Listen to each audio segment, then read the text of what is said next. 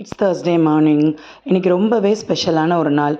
இன்றைக்கி எங்களோட 10th wedding anniversary 9 years சக்ஸஸ்ஃபுல்லாக கம்ப்ளீட் பண்ணியாச்சு. ஸோ அதுக்காக ஸ்பெஷலாக kesari, vegetable biryani and soya சங்க்ஸில் 65 ஆனியன் ரைத்தா எல்லாம் பண்ணியாச்சு.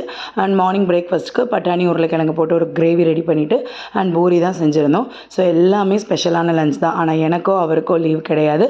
அவர் வேலையை பார்க்குவார், நான் என்னோடய வேலையை பார்க்க கிளம்பிடணும். ஸோ எல்லாம் கோயிலுக்கு போகிறதுக்கு டைம் இல்லை அப்படின்றனால வீட்லேயே கொஞ்சம் கேசரி வச்சு சாமி கும்பிட்டாச்சு. அண்ட் பாப்பாவெல்லாம் கிளப்புறதுக்கு 10 பேர் இருந்தாலும் பத்தாது. ஒருத்தர் லஞ்ச் பேக் பண்ணணும், ஒருத்தர் அவளை கிளப்பணும், ஒருத்தருக்கு அவளுக்கு தேவையானதெல்லாம் எடுத்து வைக்கணும். காலையில் என் கூடயே எந்திரிச்ச தம்பி குட்டி 8 மணிக்கு தூங்குறாரு. இனி இவர் எப்போ எந்திரிப்பாருன்னு தெரியல. ஸோ எல்லா வேலையும் கம்ப்ளீட் பண்ணிவிட்டு அப்படியே கிளம்பியாச்சு. ஸோ இந்த சாரீ நான் இளம்பிள்ளையில் தான் எடுத்தேன். சாரியோட மெட்டீரியல் ரொம்பவே நல்லா இருந்துச்சு. ஸோ நான் இந்த ஃபேமிலிக்குள்ளே வந்து 9 இயர்ஸ் கம்ப்ளீட் ஆகிடுச்சு. இன்றைக்கி என்ன மாதிரியே வெட்டிங் டே செலிப்ரேட் பண்ணுற எல்லாருக்குமே ஹாப்பி வெட்டிங் ஆனிவர்சரி. அண்ட் நாளைக்கு இதே மாதிரி வேறு ஒரு vlogல பார்க்கலாம்.